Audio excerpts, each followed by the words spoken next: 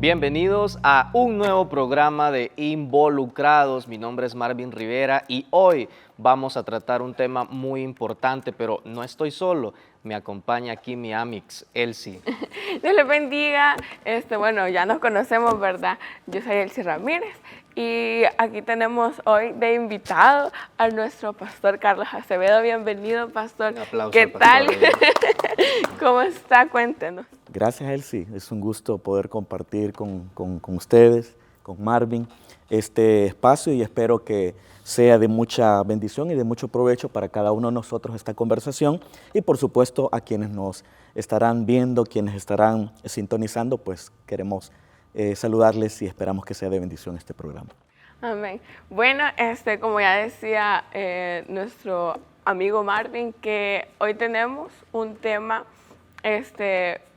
súper genial. La verdad es que a mí me encanta este tema y es sobre el discipulado. ¿Qué es un discípulo? ¿Qué es ser un discípulo? ¿Cómo se hace? ¿Cómo se hace un discípulo? ¿Cuál es el camino que tiene que tener un discípulo? Entonces, antes de entrar en sí el tema, cuéntenos, hermano, ¿cómo fue su discipulado? ¿Cómo su experiencia en carne ¿Quién lo propia? discipuló? Bueno, yo me convertí bastante joven. Me convertí cuando tenía 15 años, en ese entonces estaba estudiando primer año de bachillerato y en un inicio quienes empezaron o quien empezó a discipularme fue un hermano con el que nos llegamos a hacer amigos. A él lo delegaron las autoridades de la iglesia en la que yo me congregué para que me discipulara a mí y también a mi hermano menor. Entonces él, recuerdo que llegaba a la casa, nos compartía algunos pasajes bíblicos, tocaba algunos temas y ahí estábamos nosotros como aprendiendo. Realmente no recuerdo los temas de conversación, pero sí eran definitivamente bíblicos, ¿verdad? Y él oraba por nosotros, pero creo yo que ese proceso duró muy poco. Yo pienso que habrá llegado 2 o 3 veces.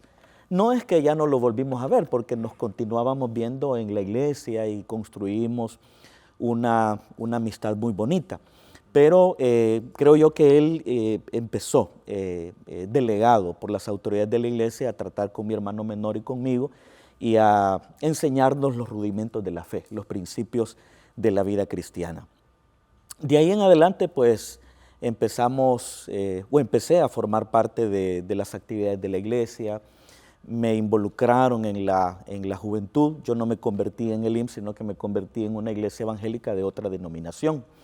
Entonces, al grupo de jóvenes en esa denominación se le conoce como los embajadores de Cristo. Entonces, a mí me invitaron a participar de los cultos juveniles. Luego me invitaron a formar parte de la directiva de los embajadores de Cristo y ahí habían hermanos, el presidente, el vicepresidente, que eran hombres mayores. Cuando hablo de mayores no me refiero a que eran demasiado grandes, sino que eran mayores que nosotros, y eran hombres casados, aunque realmente eran jóvenes a la larga. Entonces, de alguna manera esa interacción con ellos, aunque probablemente no fue un discipulado tan formal y tan organizado como esas primeras visitas que nosotros recibimos de parte de este hermano al cual hice referencia. No obstante, pues esa interacción con ellos nos permitió ir aprendiendo poco a poco, nos fueron impulsando. Yo recuerdo cuando me pidieron que predicara por primera vez, yo no olvido esa fecha, fue un sábado 29 de diciembre de 1990. El pasaje bíblico que utilicé en esa ocasión fue Ageo capítulo número 1, versículo 5. Anótenlo, anótenlo. Y la verdad que no fue por una revelación de Dios que prediqué eso, sino que mi hermano menor me dijo, mira, he estado leyendo el libro de Ageo y el versículo 5 está bonito, predica de ahí, me dijo. Y yo, pues bien mandado, prediqué de ahí. Sí. Pero creo yo que fue así. No puedo mencionar que hubo alguien de manera específica quien nos estuvo mentoreando de manera consistente, organizada, pero sí hubo un mentoreo, por decirlo de alguna manera indirecto, que se logró a través de la interacción regular con los hermanos de la iglesia. El pastor donde yo me congregué creo que también jugó un papel muy importante porque creo creo que Él fue viendo en mí ciertas habilidades para la predicación, ¿verdad? Entonces, bueno, por cierto, la primera vez que prediqué en mi vida, Él creo que me escuchó. Él estaba en su oficina y posiblemente no lo hice tan bien porque le dijo al presidente de los jóvenes que nos iba a dar unas clases de homilética, ¿verdad? Entonces posiblemente no lo hice como debiera. ¿Cuánto tiempo cree usted que se tarda en la predicación? No, me tardé como 30 minutos, pero no recuerdo exactamente esa prédica, pero él, que ya era un predicador con cierto recorrido, pienso que vio algunas deficiencias. Y consideró que era necesario ir puliéndonos, ir enseñándonos.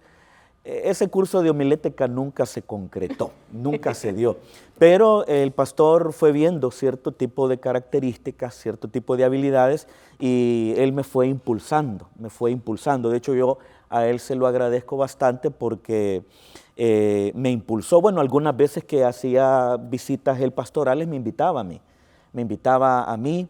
Y a veces me pedía que hiciera ciertas cosas y él solo me observaba y después me hacía las observaciones correspondientes, algunas lecciones que yo aprendí en esas visitas con él que recuerdo hasta el día de ahora. Y también me ponía a predicar en el púlpito de la iglesia. ¿En algún momento se sintió como que, ay, cómo molesta a esta persona o se sintió como obligado a hacer algo de lo cual todavía estaba como aprendiendo en ese momento? La verdad que no. Yo creo que las conversiones son diferentes y el proceso de discipulado de todos es diferente. Yo hablo de mi caso, porque hay otros casos que son diferentes, pero en el caso mío, creo que desde que me convertí, mi deseo y mi anhelo era servirle al Señor. Era mi deseo, era mi anhelo. De hecho, cuando yo me convertí, tuve una conversión tan radical, no quiero decir que así debería ser la conversión de todos, pero yo le perdí interés a todo. Ya no me interesaba la televisión, ya no me interesaba el basquetbol, no me interesaba el fútbol, me dejó de importar todo, absolutamente todo. Entonces, con el correr del tiempo entendí que la vida cristiana puede ser un poco más moderada, pero en ese entonces, 15, 16 años, le perdí absoluto interés a todas las cosas y lo único que me preocupaba y lo único que me interesaba era Dios, su servicio, predicar el evangelio.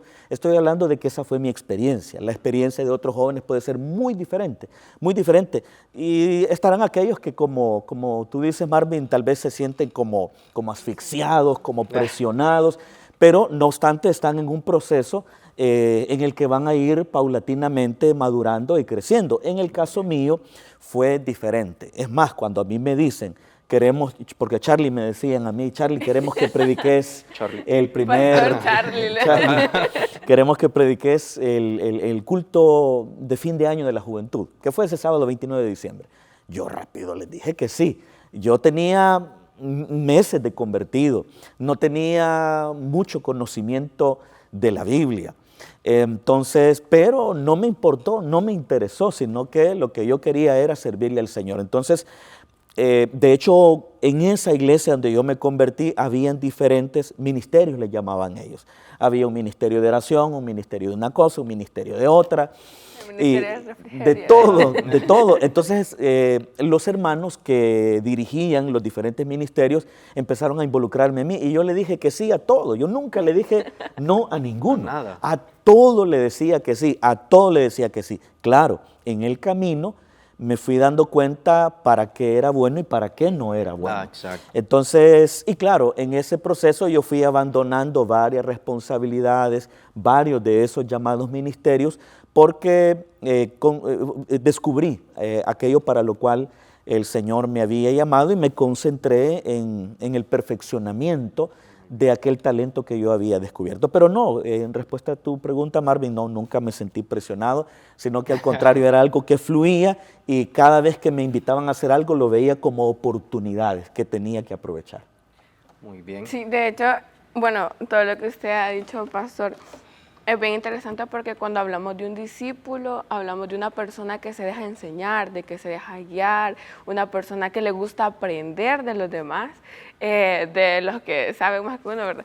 Entonces, yo creo que realmente el tema que tenemos hoy y el del podcast pasado, que fue la evangelización, todo va de la mano, porque yo creo que después de ser evangelizado, de reconocer que soy pecador, de reconocer que quizás no hago las cosas bien, y también de saber que Dios me perdona, que Dios no me juzga, que Dios no me ve como el pecador que soy,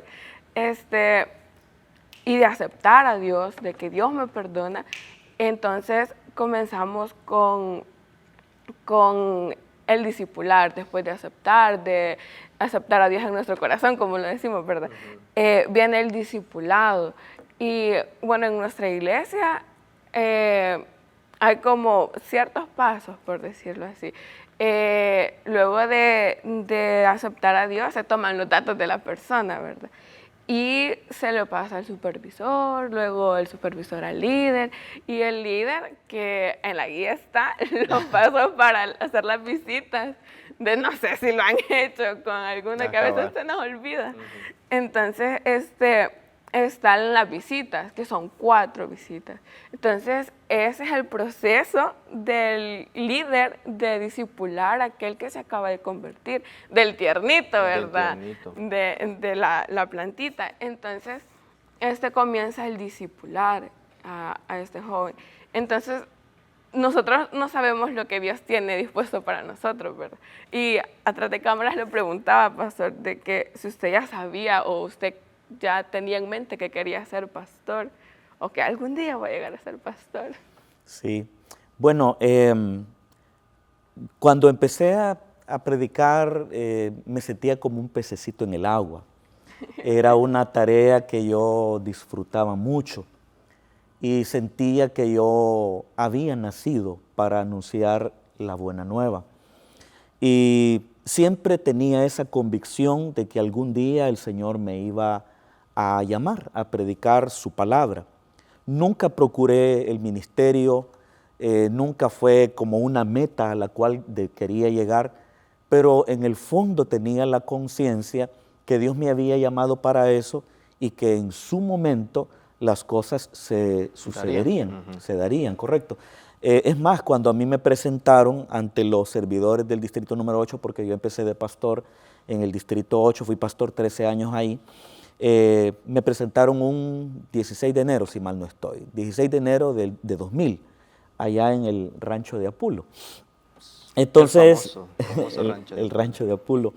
Entonces, cuando el entonces coordinador de distrito me dio a mí unas palabras, yo recuerdo que les dije a los hermanos lo siguiente: hermanos, yo no estaba procurando el pastorado, pero yo sabía que Dios me había llamado para ser un ministro del Señor y sabía que este día iba a llegar. Ese día un colega, un pastor, me llamó la atención y me reprendió y me dijo: eso se escuchó muy orgulloso, ¿verdad? El que tú dijeras que sabías que este momento iba a llegar, pero Dios sabe que en ningún momento yo lo dije en el afán de quererme jactar del nombramiento. No se desmotivó, porque muchas veces el hecho de que nos regañen o que nos llaman la atención nos puede desmotivar. Sí, no, a mí no me desmotivó porque sabía las razones por las cuales había dicho lo que había dicho y era la verdad, pues, era la verdad. Yo sabía que ese momento iba a llegar, no sabía cuándo, no lo procuré, descansé completamente en el Señor. Pero yo lo decía con el propósito de afirmar de que ese nombramiento que se estaba haciendo oficial en esa oportunidad era el resultado de un auténtico llamado y de una convicción profunda que había llegado a tener con el correr de los años en cuanto a esa realidad que tarde o temprano llegaría de ser llamado al ministerio. De que había iniciado, pastor. En esta primera parte que hemos tratado, he logrado identificar unos elementos para poder concretizar, digamos, para introducir el discipulado. Entonces, digamos que el discipulado básicamente es interiorizarnos, darnos la apertura de querer que nos enseñen, que nos eduquen, y muy importante es, usted lo mencionó, era el de interactuar, mantener esa relación con la persona indicada que nos está enseñando, y me gustó mucho eso de reconocer nuestras capacidades porque a veces uno, como decimos en el primer amor, anda queriendo servir en todo, ¿verdad? Pero realmente en el camino uno va diciendo esto no me compete, para esto soy bueno, etcétera. Hemos visto también que se habla de tener el corazón dispuesto para servirle a Dios en todo momento. Y sin embargo, hay un último elemento que yo siempre lo he discutido, donde hablamos de este tema o me han preguntado sobre el tema, yo lo discuto mucho, porque de pronto tú estás discipulando a alguien, ¿verdad? Pero mucho se escucha, pastor, de que el líder no puede hablar de sus capacidades. El líder no puede decir yo soy aquí, yo soy allá. Pero yo siempre he dicho, ¿por qué no decir que yo poseo estas capacidades, que yo poseo estas aperturas, que yo tengo estos espacios? Porque son esto lo que sustenta mi verdadero liderazgo y lo que me da la apertura en los espacios para que la gente se involucre. Entonces, es como el llamado de atención que a usted le hicieron. Es que eso se escuchó muy orgulloso, porque a mí me lo han dicho. Es que no hablé de eso porque no va con lo que Dios quiere. ¿Es eso cierto, pastor? Es que hay a veces una humildad que se malentiende, es una especie de falsa humildad, en el sentido de decir yo no sirvo para nada, o cuando la gente dice soy una llaga podrida, no sirvo para nada. La Biblia dice. Entonces, alábete la boca del extraño. Entonces muchas veces se utilizan Típico. de manera inadecuada esos versículos bíblicos. Claro, uno debe ser absolutamente humilde porque Sí, claro. todo lo que nosotros tenemos, todos los talentos, dones, capacidades, los hemos recibido del Señor. Nada tenemos que no hayamos recibido de Él. Pero mal haríamos también en tratar de ocultar, como aquella parábola conocida del Señor Jesús, de tratar de ocultar el talento, ¿verdad? Hay que reconocer los talentos que se tienen y empezar a desarrollarlos.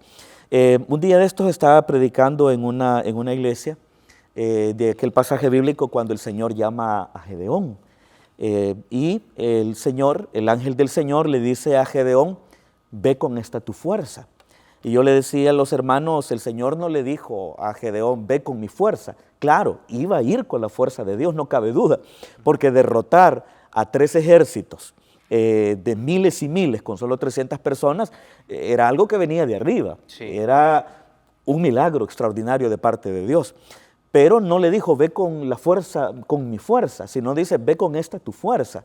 En otras palabras, lo que el Señor quería era que Gedeón fuera consciente de las capacidades que él tenía. Es más, Gedeón, cuando aparece en la escena bíblica, es un hombre lleno de temor, lleno de miedo, que está limpiando el trigo en un lagar, es decir, está utilizando el lagar que era para el procesamiento de la vid, y que no era adecuado para limpiar el trigo, lo está utilizando porque tiene miedo de los madianitas, tiene miedo de los enemigos. Pero viene el ángel del Señor y le dice, el Señor está contigo, varón esforzado y valiente. Entonces el Señor empieza a trabajar en la mente de Gedeón, porque Gedeón tiene una mentalidad muy baja, dice, no, pero yo no puedo, mi familia es la más pequeña en Manasés y yo soy el más humilde, somos los más pobres. Entonces el ángel del Señor empieza a trabajar en la mente de Gedeón, porque difícilmente Gedeón iba a concretar todo el plan que Dios tenía para con él si primero no cambiaba su mentalidad, si primero no era consciente de las capacidades que Dios le había dado. Entonces, uno tiene que descubrir los talentos que el Señor le ha dado. Y una vez descubiertos tiene que desarrollarlos. ¿Y por qué no? Uno puede admitir con toda humildad y siempre dando la gloria a Dios los talentos y las capacidades que uno tiene. Puede ser 1, pueden ser 2, pueden ser 3, pueden ser 5, pero no considero que sea malo el que uno reconozca lo que Dios le ha dado y en aquellas cosas correcto, que Dios ha hecho y en las que somos buenos, por decirlo de alguna manera. Y ahí entonces me nace esa pregunta, ¿y qué lo hace tan difícil el discipulado? Lo que pasa es que como normalmente no siempre se trabaja bajo ese énfasis, ¿verdad? De hacer discípulos. Eso de agarrar a una persona. No llegamos así, vaya, vas a ser mi discípulo a partir de ahora, ¿verdad? Sí. Voy a darte la mano para que Vamos. Sí, voy a ser tu mentor, sino que se deja que cada uno siga en su rumbo, siga en su camino. Entonces, cuando no existe quizás una enseñanza o un énfasis de de buscar a alguien para discipularlo, es por eso que se hace muchas veces difícil y sobre todo porque como evangélicos a nosotros nos han enseñado que nuestra relación es con Dios, ¿verdad? Y yo soy discípulo de Jesús y es verdad, somos discípulos de Jesús, Claro. pero ¿por qué no? También podemos ser discípulos de alguien, así como Josué fue discípulo de Moisés, así como Timoteo y Tito fueron discípulos de Pablo, así como muchos otros fueron mentoreados por algún hombre de Dios o alguna mujer de Dios. Entonces, creo yo que es por el tema de los énfasis, por la falta quizás de enseñanza, que se hace muchas veces difícil el tema del discipulado. Y como digo, también esa vida, esa praxis subjetiva de solo el Señor y yo, solo el Señor y yo, solo el Señor y yo, y pues yo voy al Señor y si tengo problemas voy con Él y si hay alguna situación que no sé qué hacer voy y hablo con Él. Yo no hablo con nadie, yo no confío en el hombre porque maldito el hombre que confía en el hombre. Sí. Entonces yo solo el Señor y yo, ¿verdad? El Señor y yo. Entonces, leía un libro de Joel Comisque que tiene que ver con el discipulado y menciona cómo es muy popular esa percepción de la vida cristiana, Dios y yo, Dios y yo. Pero esa es una cosmovisión que no es del todo cierta, porque es verdad, tenemos que construir una relación personal con Dios a través de su Hijo Jesucristo, pero no obstante nosotros formamos parte de una comunidad y en esa comunidad hay interacciones con otras personas y esas interacciones nos van a nosotros formando, enseñando y educando. Que nos van construyendo, exactamente. Entonces, creo yo que tenemos que empezar a poner un poquito más esos énfasis y empezar a convertirnos en modelos para que el tema del discipulado no sea tan difícil posicionarlo en la práctica. Muy bien. De hecho, cuando hablamos del discipulado, me gustaría también entrar al tema de el que enseña. Híjole, hay que tener muchas cualidades. Yo para discipular creo que hay que estar bien leído, bien estudiado, conocer mucho de cómo tengo que discipular, porque al igual que la evangelización estamos de acuerdo que no tenemos ninguna guía de así tiene que ser o si no lo haces así es un mal discipular, estás discipulando mal a la persona. Entonces, ¿cómo nosotros podemos mejorar nuestro discipulado?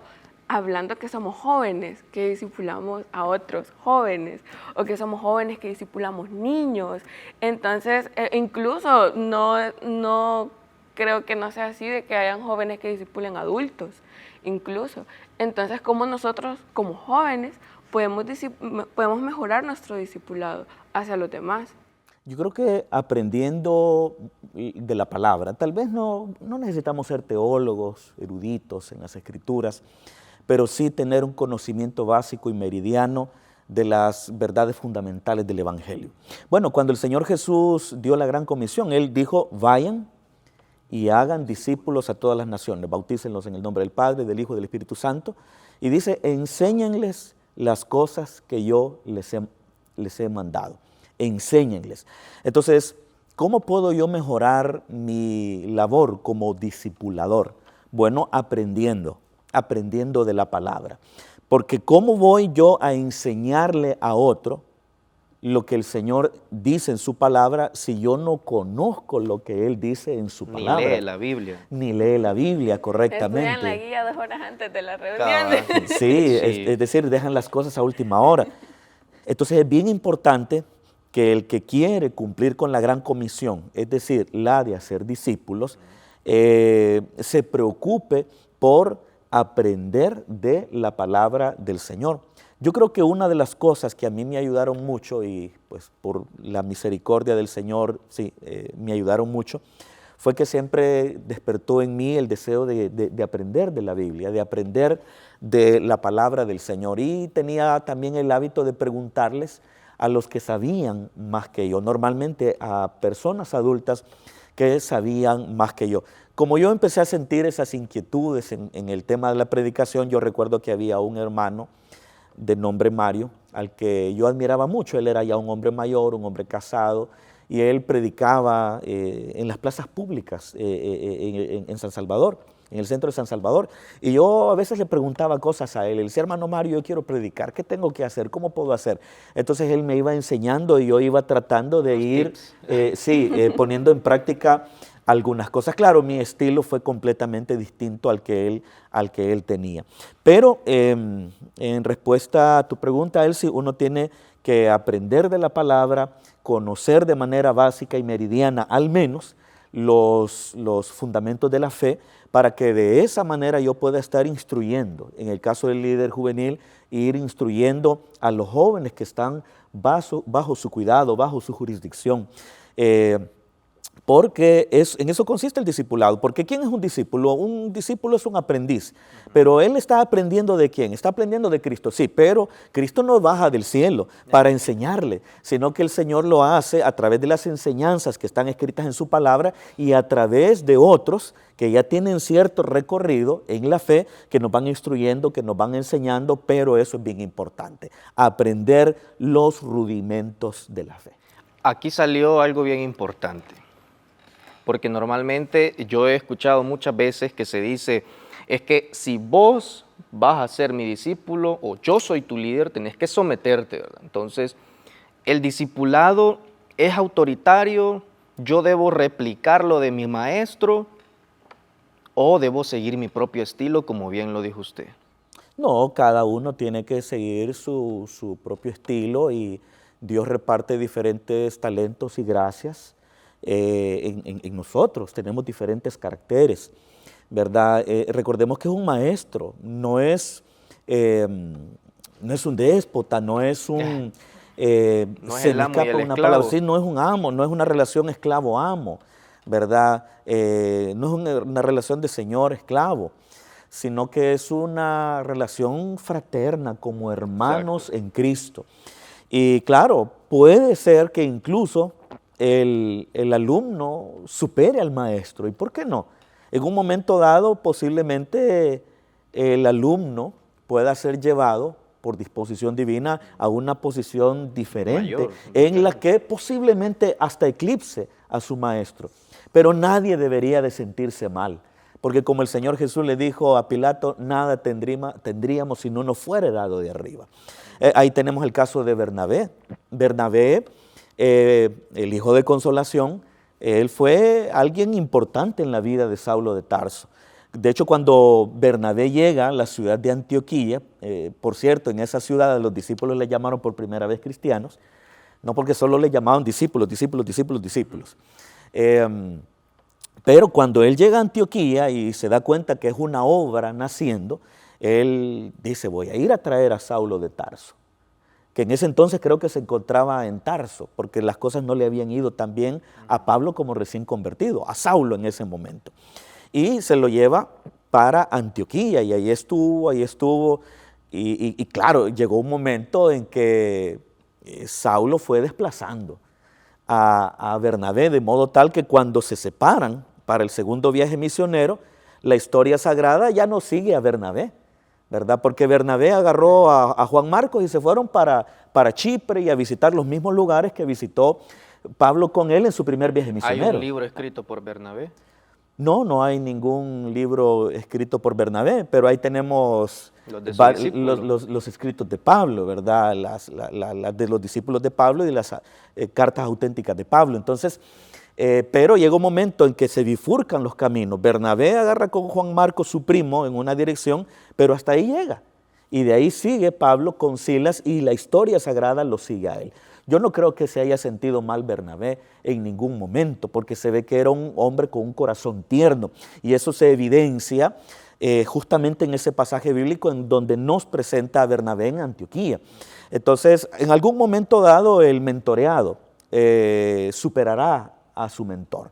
El discípulo posiblemente en algún momento dado eclipsará en cierta forma a su maestro, pero eso no deberá llevar a nadie a sentirse mal, porque como ya lo mencioné hace unos momentos, todo viene de arriba, ¿verdad? Pero lo importante es que haya una relación de amistad, de fraternidad, de compañerismo, en el que el mentor va guiando, orientando a su mentoreado, y esas interacciones van permitiendo aprender cosas, que no solamente va a aprender por lo que de manera oral el mentor o el discipulador le dice a su mentoreado o a su discípulo, sino también cuando el discípulo lo observa, lo ve y como decía él, se tiene esa disposición de aprender también.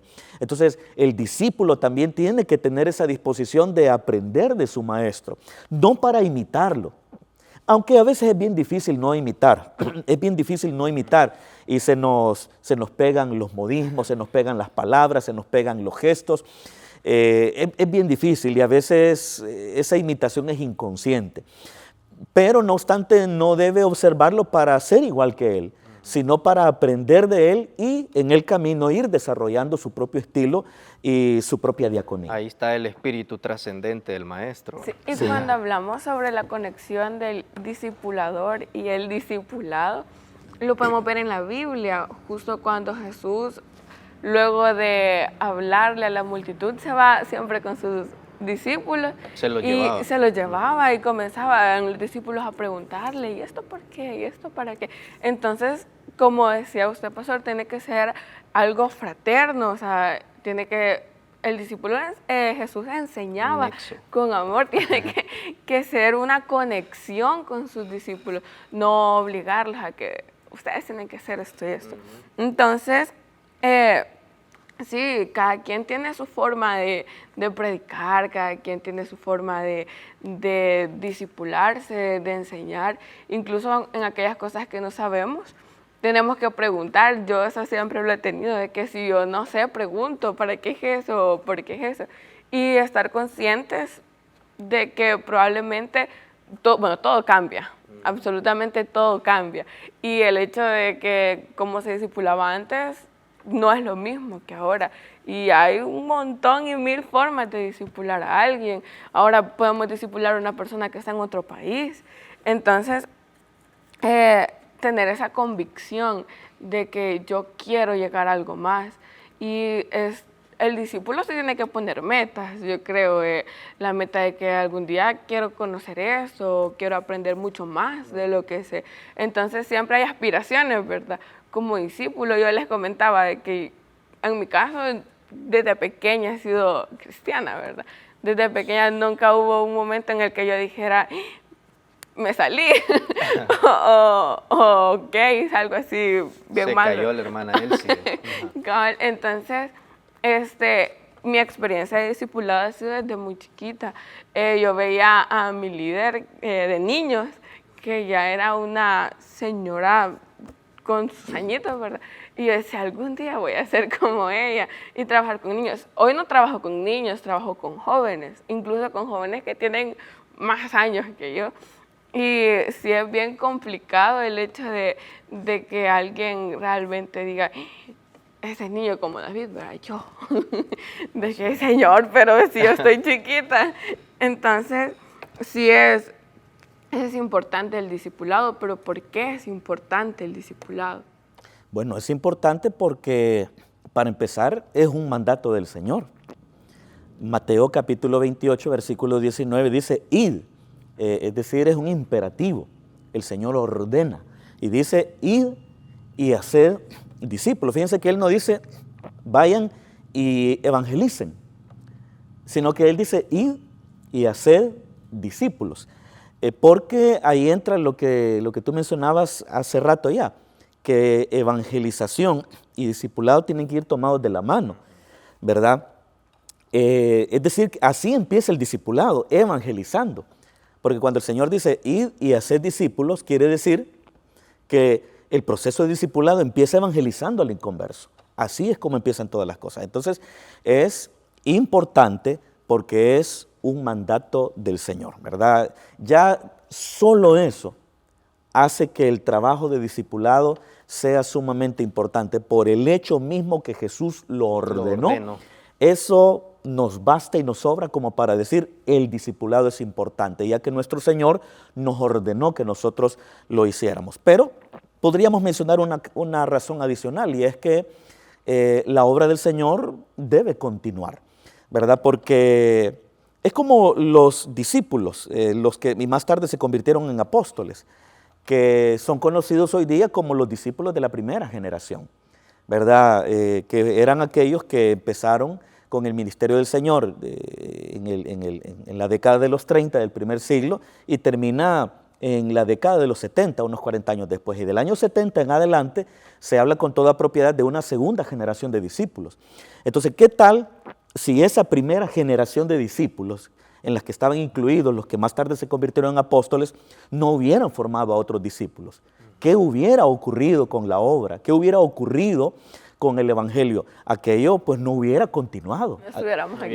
No estuviéramos acá, exactamente. Cuando los apóstoles se morían, pues ahí hubiera terminado todo.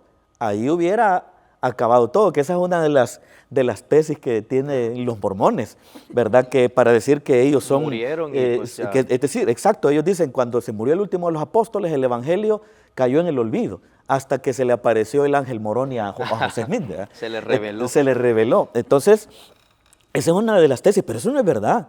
Los apóstoles murieron, eso es cierto, pero ellos habían discipulado a otras personas que le dieron continuidad a la obra del Señor, y por eso podemos hablar de discípulos de primera generación, discípulos de segunda generación y discípulos de tercera generación, porque fueron siendo instruidos por los que los habían antecedido. Entonces, diría yo, Elsie, en respuesta a tu pregunta, que esas dos razones podemos mencionar como para legitimar la importancia de ser discípulo. Uno, que el Señor lo ordenó, y segundo, que la obra deberá continuar porque nosotros nos envejecemos, morimos, pero esto debe seguir. Hay que dejar a un discípulo. Hay que dejar Pastor, a un discípulo.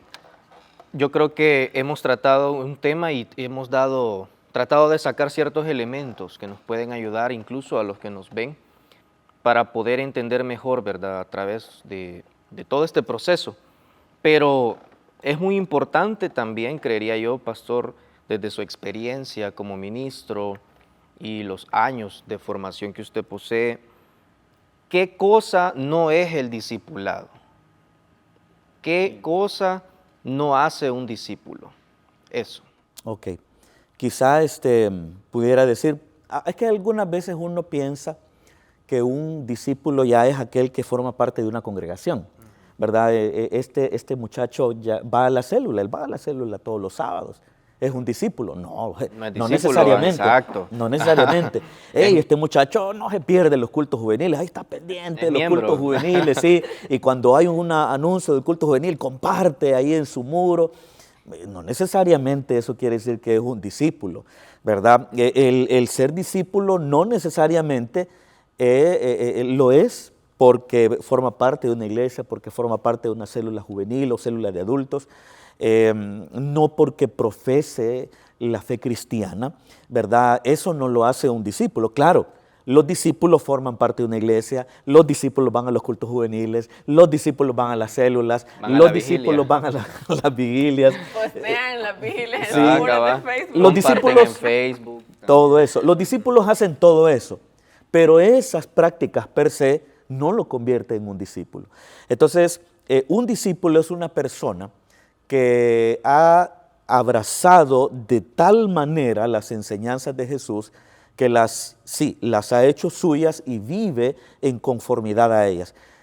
De hecho, nosotros tenemos suficientes pasajes bíblicos, sobre todo en los evangelios, que nos muestran la praxis y las enseñanzas de Jesús como para tener una idea bastante clara acerca de qué es ser un discípulo.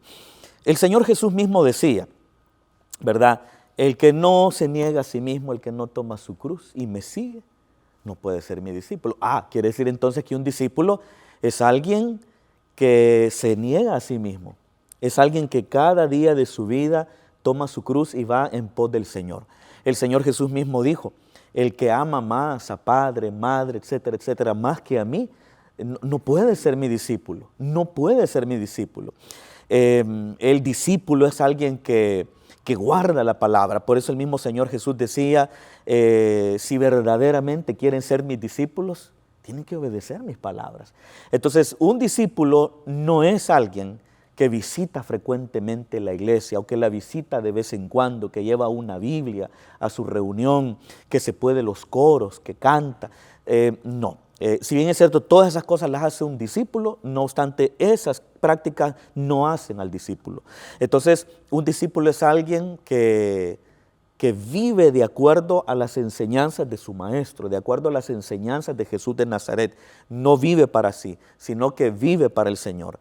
Ama a sus hermanos. Eso mismo lo dijo el Señor. En esto conocerán que son mis seguidores. En esto conocerán que son mis discípulos, si se aman los unos a los otros. Entonces, un discípulo es una persona que ha abrazado completamente las enseñanzas de Jesús y las hace suyas en la cotidianidad de su vida. Eso no quiere decir que no se equivoca. Eso no quiere decir que no falla. Falla, se equivoca, comete errores, pero se esfuerza por seguir integrando en la cotidianidad de su vida las enseñanzas del Evangelio que lo convertirán en un auténtico discípulo de Jesús. Muy bien. Bueno, creo que hemos dado mucha luz en este tema tan importante y de verdad que hoy he aprendido yo mucho, ¿verdad? Yo no sé si ustedes han aprendido algo. Si es así, escríbanlo en los comentarios y déjennos saber, porque creo que ha sido muy amena esta plática, ¿verdad? ¿Quién no quisiera entrevistar al pastor, bueno, al rabí Carlos Acevedo? Al pastor Charlie. Ah, pues al pastor Charlie, cabal. Bueno, entonces creo que hasta aquí llegamos y creo que si seguimos hablando no terminamos. Dos vigilias. Dos vigilias de podcast. Dos vigilias de podcast. Muchas gracias, pastor, por aceptar la invitación, por venir y sacarnos de muchas dudas. La verdad es que es muy interesante hablar del discipulado y bueno, ya vamos más. Ya me voy con más elementos. Ahorita a discipular, ahorita, hermano, agarrar unos tres y llevarlos. Muchas gracias, pastor, por estar aquí. Gracias, Marvin, también por acompañarnos. Y bueno, muchas gracias a ustedes también por estarnos viendo, porque estamos aprendiendo cada podcast más. Y bueno, los dejo que se despidan. Bueno, un gusto siempre. No olviden compartir, ¿verdad? Cada en vivo, cada live de Involucrados y de todas las producciones de Juventud de Link y Filtro Alternativo. Y gracias, pastor, una vez más. De verdad que yo le comentaba a él sí que yo siempre quería entrevistar al pastor Carlos Acevedo, ¿verdad? Es que él tiene algo que me llama la atención. Así que gracias, pastor. Y bueno, la recomendación final para los chicos. Bueno, gracias, Elsie, gracias, Marvin, por también esta oportunidad de poder interactuar con ustedes. También me he sentido muy cómodo en este diálogo, en esta charla, y pues animarles a ustedes para que cumplamos con la gran comisión de ir y hacer discípulos. No es una tarea fácil, pero luego cuando la realizamos nos llena de tantas satisfacciones. Así que adelante y a hacer discípulos como el Señor lo manda en su palabra. Dios los bendiga.